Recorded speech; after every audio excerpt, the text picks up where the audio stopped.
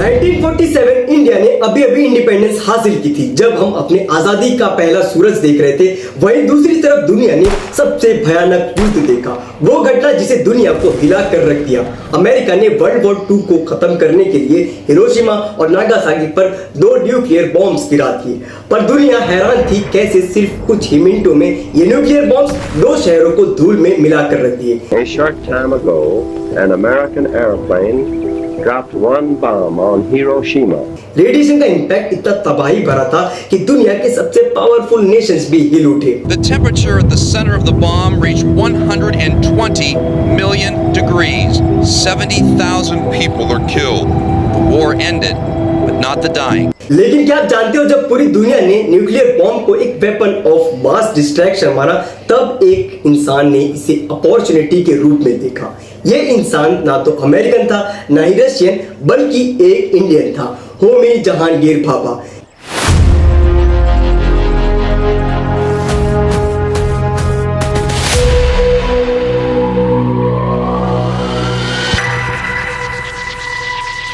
जैसा कि मैंने कहा, उस वक्त इंडिया एक नए आजाद हुए देश की तरह, जिसमें 80% पॉपुलेशन एक्सट्रीम गरीबी की रेखा में आती थी। हम खुद को खाना और एनर्जी तक प्रोवाइड नहीं कर सकते थे। पूरा विश्व हमें एक होपलेस नेशन की तरह देख रहा था। और सबसे बड़ा चैलेंज जो इंडिया के सामने था, वो था एनर्जी क्राइसिस। होमी भाभा ने देखा कि चाहे न्यूक्लियर बॉम्ब्स कितना ही खतरनाक क्यों ना हो, लेकिन उसका साइंटिफिक प्रोसेस अच्छा है, क्योंकि न्यूक्लियर एनर्जी दुनिया की सबसे शक्तिशाली और खतरनाक एनर्जी सोर्स थी। 1 इंच लंबा यूरेनियम पैलेट इतनी जबरदस्त एनर्जी जनरेट कर सकता था, जो 1 टन कोल, 564 लीटर्स ऑयल और 17,000 क्यूबिक फीट नेचुरल गैस के बराबर थी। लेकिन न्यूक्लियर एनर्जी ये दुनिया का सबसे क्लीन एनर्जी है, क्योंकि ये बहुत कम ग्रीन हाउस गैसेस एमिट करता है। इन नंबर्स को देखो, कोल हर गीगावाट आवर इलेक्ट्रिसिटी पर 970 tons greenhouse gases emit करता है। Oil 720 tons, solar 53 tons, wind 11 tons और वहीं न्यूक्लियर सिर्फ 6 टन्स, 6 टन्स। मतलब न्यूक्लियर एनर्जी सबसे एफिशिएंट भी है और सबसे क्लीन भी। और इसी वजह से होमी भाभा न्यूक्लियर एनर्जी को सिर्फ एक ऑप्शन नहीं, बल्कि एक नेशनल प्रायोरिटी मानते थे।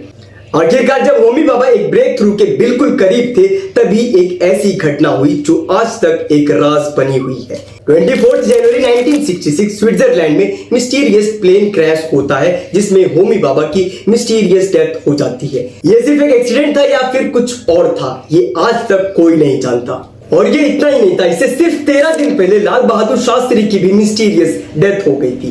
2 सुप्रीम लीडर्स जो इंडिया को न्यूक्लियर सुपर पावर बना सकते थे, सिर्फ 2 हफ्ते के अंदर मिस्टीरियस सर्कमस्टेंसेस में इनकी डेथ हो गई। Lal Bahadur Shastri lay in state. Mr. Shastri died in Tashkent, Soviet Central Asia. The man who led India to victory in the 1965 war against Pakistan.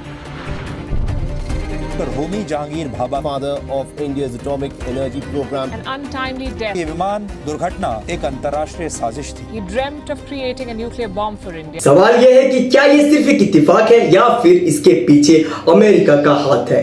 Nuclear energy का source uranium और thorium है, और India के पास सिर्फ 1 से 2% uranium reserve था। लेकिन होमी भाभा ने देखा एक और एलिमेंट था जो यूरेनियम से ज्यादा पावरफुल था, थोरियम। और ये थोरियम कहां पड़ा था?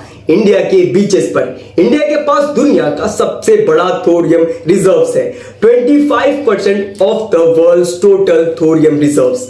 ओडिशा, केरला, ये सब थोरियम के भंडार हैं। लेकिन प्रॉब्लम ये थी कि दुनिया में किसी भी कंट्री ने थोरियम का यूज न्यूक्लियर पावर के लिए नहीं किया था। कोई ब्लूप्रिंट नहीं था, कोई रोड मैप नहीं था। इसलिए होमी भाभा ने 3 स्टेप न्यूक्लियर प्रोग्राम डिजाइन किया। पहला, यूरेनियम से न्यूक्लियर एनर्जी प्रोड्यूस करो और प्लूटोनियम जनरेट करो। दूसरा, प्लूटोनियम से एनर्जी बनाओ और थोरियम को यूरेनियम 233 में कन्वर्ट करो।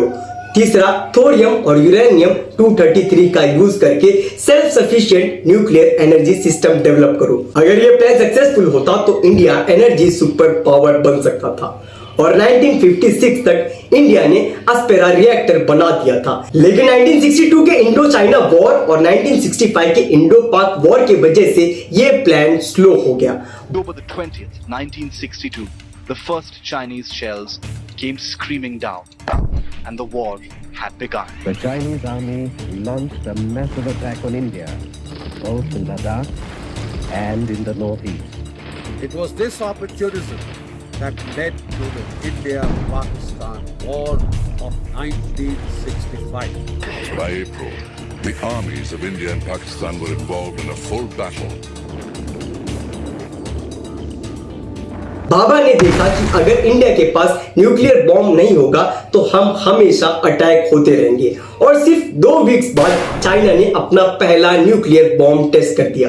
1965 में जब लाल बहादुर शास्त्री ने इंडिया का न्यूक्लियर डिफेंस प्रोग्राम को ग्रीन लाइट दे चुके थे, तभी 11 जनवरी 1966 को उनकी मिस्टीरियस डेथ हो गई। सिर्फ 13 दिन बाद 24 जनवरी को होमी भाभा का प्लेन क्रैश हो गया।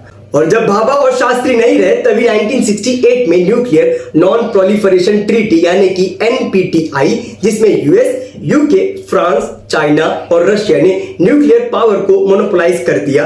इंडिया, पाकिस्तान और इजराइल ने ये साइन नहीं किया, लेकिन बाकी 191 नेशंस झुक गए। और यही होमी भाभा का सबसे बड़ा डर था। बड़े देश हमारी एनर्जी डिपेंडेंसी का फायदा उठाने लगेंगे और जैसे जैसे वक्त गुजरेगा न्यूक्लियर टेस्ट और मुश्किल होते जाएंगे। और यही हुआ। 1971 में पाकिस्तान ने अटैक किया और यूएसए ने न्यूक्लियर बॉम्ब गिराने की धमकी दे दी। 1973 और 1979 की ऑयल क्राइसिस ने इंडिया की इकोनॉमी को हिला कर रख दिया और आज भी हम चाइना और मिडिल ईस्ट पे एनर्जी के लिए डिपेंडेंट हैं। फिर जब 1974 में स्माइलिंग बुद्ध टेस्ट किया तब वेस्ट ने इंडिया पे सैंक्शंस लगा दिए। लेकिन 1998 में जब अटल बिहारी वाजपेयी की सरकार ने पोखरण 2 न्यूक्लियर टेस्ट किया तब इंडिया ने ऑफिशियली अपने आप को न्यूक्लियर पावर डिक्लेयर कर दिया। Today at 15:45 hours, India conducted 3 underground nuclear tests in the Pokhran range.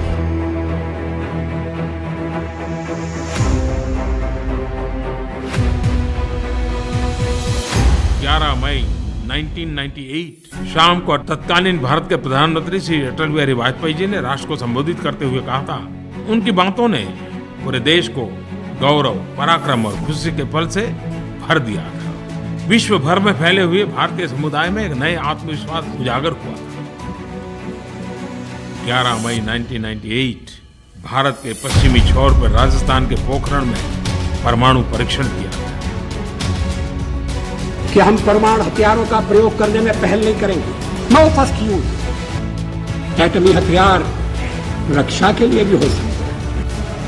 दुनिया की नाराजगी के बाद, इकोनॉमिक सेक्शन लगने के बाद, हर प्रकार के आर्थिक घेराबंदी करने के बाद अटल बिहारी वाजपेयी के नेतृत्व में दम था कि 13 तारीख को दोबारा न्यूक्लियर टेस्ट करके दुनिया को बता दिया हम चुकने वाले लोग हैं। ये टेस्ट 5 न्यूक्लियर एक्सप्लोजन का हिस्सा था जो राजस्थान के पोखरण में किया गया और इसका मकसद सिर्फ एक मिलिट्री डिटेरेंस को स्ट्रॉन्ग करना और अपनी स्ट्रेटेजी ऑटोनॉमी को दिखाना था। लेकिन जैसे ये टेस्ट कंप्लीट हुआ, यूएस और बाकी वेस्टर्न कंट्रीज ने इंडिया पर इकोनॉमिक सैंक्शंस लगा दिए। अमेरिका ने ट्रेड और टेक्नोलॉजी एक्सचेंज पर रेस्ट्रिक्शंस लगा दी। Just last week, India conducted a series of nuclear explosive tests, reminding us that technology is not always a force for good. India's action threatens the stability of Asia and challenges the firm international consensus to stop all nuclear testing. 2005 में Indo US civil nuclear agreement sign हुआ जिसमें India को nuclear technology और fuel का access मिले बिना NPT sign किए। ये एक डिप्लोमेटिक विक्ट्री थी जो वाजपेयी और मनमोहन सिंह की लीडरशिप में पॉसिबल हुआ। इस डील के बाद इंडिया का न्यूक्लियर एनर्जी सेक्टर में डेवलप होने लगा, लेकिन आज भी इंडिया न्यूक्लियर एनर्जी में पीछे है। सिर्फ 3% इलेक्ट्रिसिटी न्यूक्लियर पावर से आती है, जबकि फ्रांस 70% और China actively thorium based reactors develop कर रहा है। इंडिया का 3 स्टेज न्यूक्लियर प्रोग्राम अब तक कंप्लीट नहीं हुआ। थोरियम रिएक्टर अब तक ऑपरेशनल नहीं हुआ। चाइना न्यूक्लियर एनर्जी में आगे निकल गया और इंडिया अब तक सिर्फ रिसर्च और डेवलपमेंट में अटका हुआ है। अगर इंडिया को एनर्जी इंडिपेंडेंस चाहिए तो न्यूक्लियर एनर्जी में इन्वेस्टमेंट और पॉलिसी पुश देना होगा, वरना हम हमेशा मिडिल ईस्ट के ऑयल और चाइना के रिन्यूएबल एनर्जी सप्लाई चेन पर डिपेंडेंट रहेंगे। जय हिंद।